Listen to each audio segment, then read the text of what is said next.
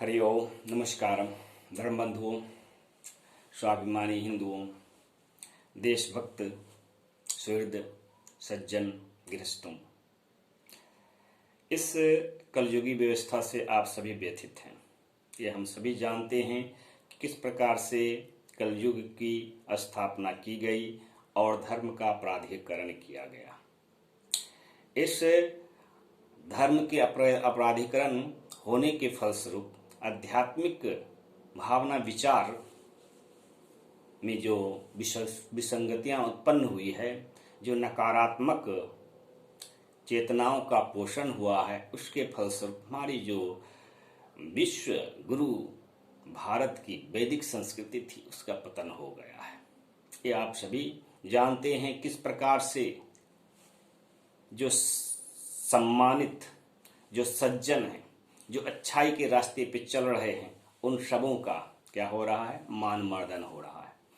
किन लोगों के साथ के द्वारा हो रहा है, तो आपके जो अपराधी किस्म के लोग हैं, जो धर्म के आड़ में अधर्म कार्य को बढ़ावा दे रहे हैं, उन सबों के माध्यम से आपके समाज में विकृतियों का पोषण हो रहा है। फलस्वरूप हमारी जो सामाजिक व्यवस्था है, राजनीतिक व्यवस्था है, जो आपकी सांस्कृतिक व्यवस्था है, समस्त व्यवस्थाओं में आपके नेतृत्व आज वर्चस्व के साथ आपके वो पक्ष कर रहे हैं जो आपके तमोगुणी हैं, जो सदोगुणी नहीं है। कहा गया सद्भावे साधु भावे सत्य इति एतत् प्रयुज्यते। जब सत्य ज्ञान नहीं है तो धर्म भी तो नहीं हो। अब अधर्म कोई हम लोग धर्म मान चुके हैं, जिसके कारण हम लोग प्रताड़ित हो रहे हैं।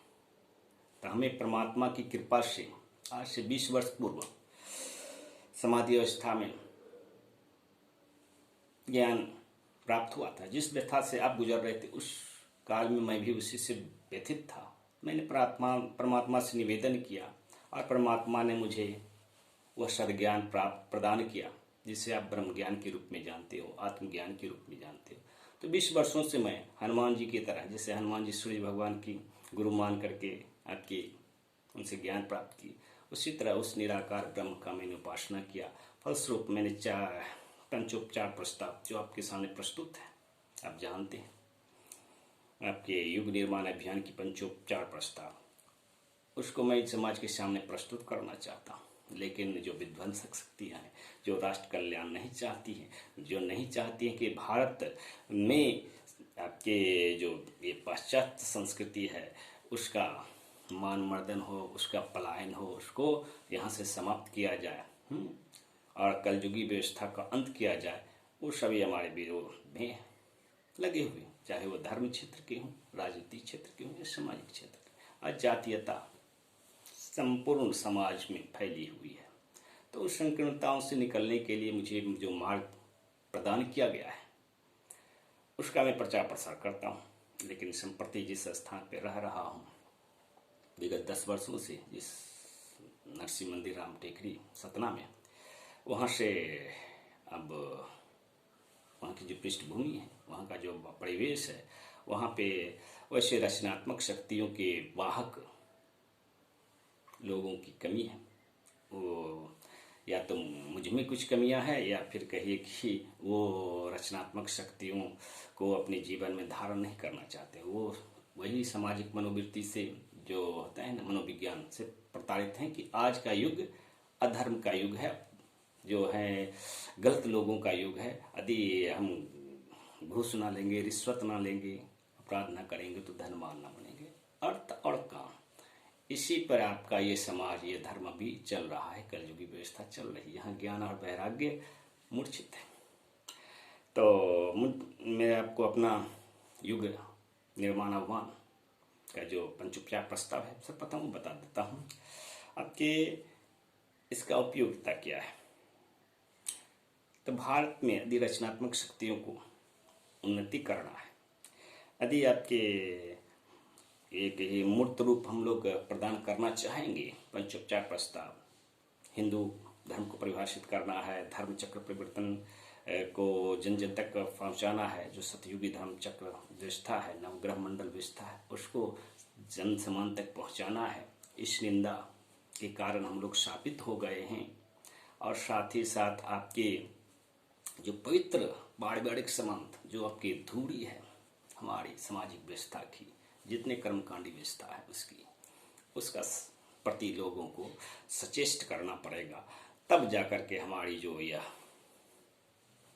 मरती हुई हिंदू धर्म है उसमें कुछ है ना जीवन संजीवनी शक्ति उत्पन्न हो सकेगी। तो इस हेतु मुझे एक नवीन आश्रम की आवश्यकता है, जहाँ के शांत वातावरण में, जहाँ पे जो देशभक्त हिंदू समाज, सज्जन समाज, जो भ्रष्टाचार, अपराध, व्यभिचार को धर्म क्षेत्र से विलग रखना चाहते हैं, वैसे लोगों को आध्यात्मिक दृष्टिकोण से भी और सामाजिक दृष्टिकोण से भी मनसा वाचा कर्मणा लोगों की संगति की मुझे आवश्यकता है। तो ऐसे पर्यावरण में, वैसे परिवेश में मैं एक आश्रम चाहता हूँ। मेरे पास कुछ भी नहीं है, क्योंकि 20 वर्षों से मैं आपके साधना में लगा था, ईश्वर की कृपा प्राप्ति में लगा हुआ था, इसीलिए अर्थ और काम इस चीज को संपादित न कर सका। बस मैं मानसिक बन गया हूँ, ब्रह्मज्ञानी बन गया हूँ, कथावाचक बन गया हूँ।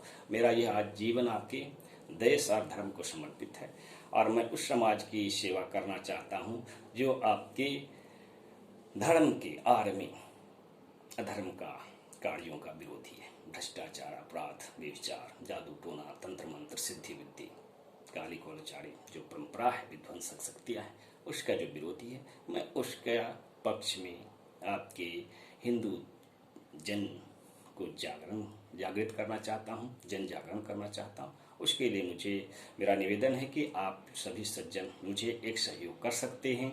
वो सहयोग आप मुझे एक आश्रम के रूप में कम से कम दे सकते हैं। सहयोग तो आपका, चूंकि धर्म का कार्य है तो अकेला तो कोई कर नहीं सकता है। धर्म का कार्य समाज के लिए होता है, समाज निर्माण के लिए होता है। युग निर्माण अभियान ही समाज निर्माण अभियान है, ताकि आपके ये जो कलयुगी जो मनोवृत्ति है उसका प्रति लोगों में ग्लानि हो सके। अहिंसा के माध्यम से, धर्म के नाम पे जो हिंसा हो रही है उसका मैं विरोध करता हूँ, और अहिंसा के माध्यम से यह अभियान हमको चलाना है।